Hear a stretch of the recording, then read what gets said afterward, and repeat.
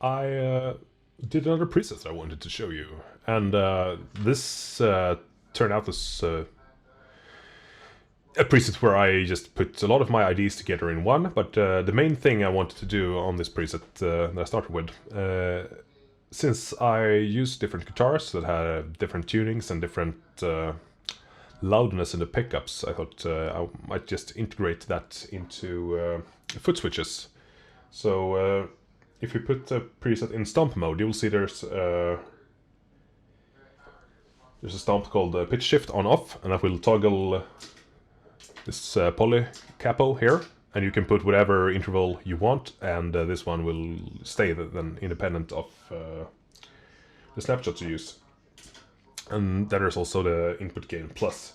So right now I have a pretty screaming guitar, so I don't need that one. But when I sometimes go to rehearsals, I have another guitar that doesn't have as loud pickups, so then I like to put that one on, and I think this is a good way to have a preset that works for many occasions. And I'm gonna leave them there. And then there's also a thing I just added for fun that I don't really use myself, but it's a kill switch button. So it's a momentary kill switch, and if you push it, it will mute the volume here at the summing point. So it's a little fun thing that you can use. So those are the stomps, and the PitchySCM. Yeah, the pitch is that you can change the pitch here, of course, and SCM I abbreviated it as stock cab metal. So it was my best attempt to use a stock cab and some EQ blocks to get the best sounding stock cab solution I could find. And I've been using some metal impulse responses that I'm very happy with, but I think I got something that is equally good here. So you can see it's 4x12 solo lead EM, and yeah, you see the settings here. And then I really miss that parameter to be able to move the mic, not just in distance, but that you are not on the center of the cone, so to say. You move it in the other axes like this. And I tried with a tilt EQ to get a slightly brighter tone that would sort of represent a mic that is not on the center of the speaker cone. So I did that one, and then I did some fine-tuning here with a parametric EQ. So I can show you the rhythm tone, just see what it looks like, and I think, or what it sounds like, obviously, but I think it gives a proper metal bite.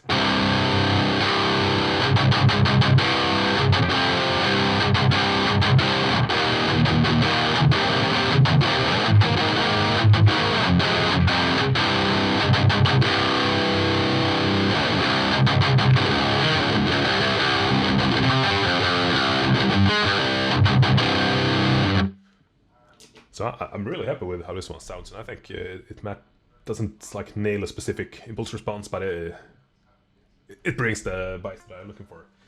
And the guitar I have now is tuned in drop C, and if you pitch shift, I can just show you. This is really genty now. It's -7.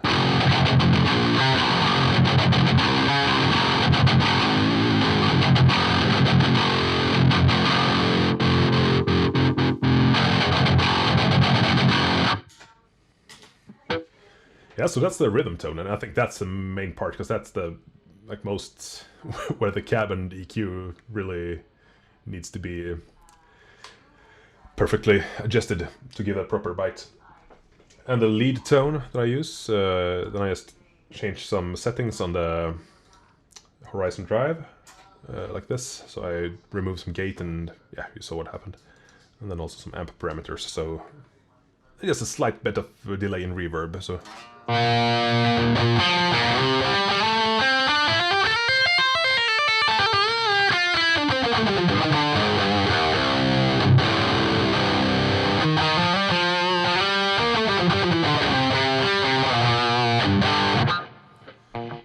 and the solo is basically the same, but even more delay and reverb, and also a bit of this dimension chorus. This one is really a hidden gem. If you've seen my like Iron Maiden, Gallagher-Kruger presets, this is... I'm so glad I discovered this one. I think it's deserves much more attention. So yeah, the solo tone is screaming even more and even more delay and reverb.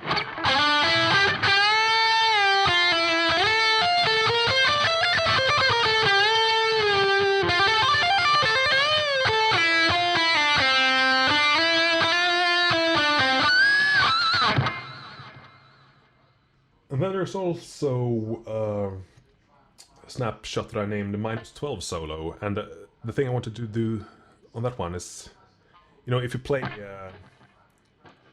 some octave thing like this, so play one note and the lower octave of it. So I wanted to simulate that one, but also being able to bend and do tappings and stuff that you can't really do when you play octaves like that. But I really love the sound of them, so I managed to do this little loop here where I pitch down the signal 1 octave, and then I delay the original signal. So this will be sort of that the lower note is hit, and it's hit 20 milliseconds before the initial note. So if I just play the high note of an octave thing like this, without the pitch shift, it would be.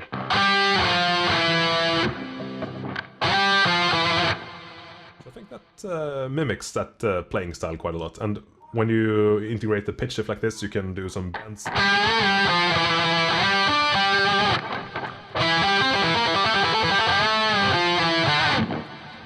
Pretty hard to do otherwise with the. So yeah, that's a little trick I came up with, and I'm pretty happy with how it sounds. And next snapshot would be the only swells, and this one is just I think it's a good way to use the volume pedal, and then it just has a ridiculous amount of delay and reverb, so you can swell a note and just let it ring.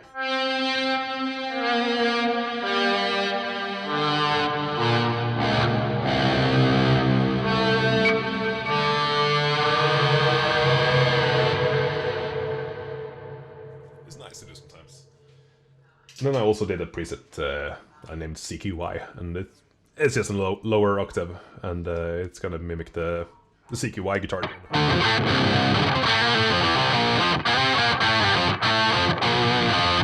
Yeah, now I had it in drop C, so the bass note got a little off.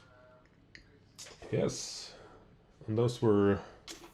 And yeah, when you play the CQY thing here, it's this one is monophonic, so it won't really work on chords. But I think it's close enough anyway, and I think most of those riffs are like single tone, or maybe just a fifth or an octave, and I think this one captures that one pretty well. And then of course some cleans if you play metal. It's not just chugs all the time, so for this I used Acoustic Simulator, and just inactivate all the other blocks here, and yeah, the parametric EQ is still on, and I changed some settings there, so it's just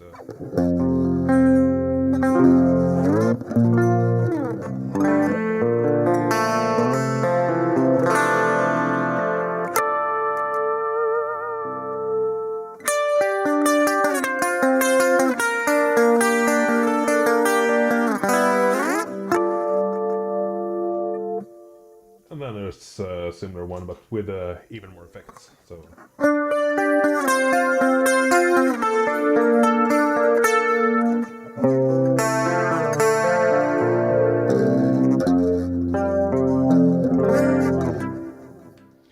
And I actually prefer this acoustic sim over most of the clean amp tones that I've tried in the Helix, and you can also run them in parallel with an actual amp sometimes. That's also another nice thing to do if you want a Petrucci style clean. And speaking of Petrucci, if you click the expression pedal on any snapshot, it's gonna engage the wah, and this is tuned to. I saw it from a guy at the forum. I can't remember his name now, but thank you for sharing it. And if it was you, please let me know, and I will give you credit for it. I've been using it for all my presets since I got a hold of it, and yeah, this is the best wah settings I've found. So.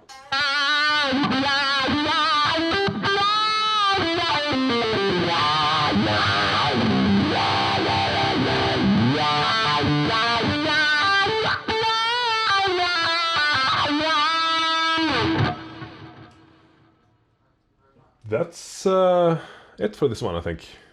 So you get the idea with everything here, and I really hope Line 6 will like fix the cab tool, because it is a bit limiting that you cannot really change the...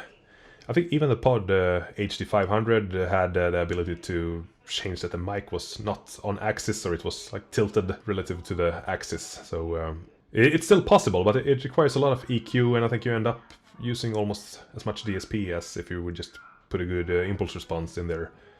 And but I'm pretty happy with how this works out, and yeah, I've been using this both for playing at home and on rehearsals for the last month now, and I don't really feel that I'm missing anything. I mean, there's only this much DSP, and yeah, I think I found a good way to get the most use of it. And yeah, I hope you enjoy this preset, and please let me know what you think, and if you have any suggestions or comments, please let me know. So enjoy. Thank you for watching.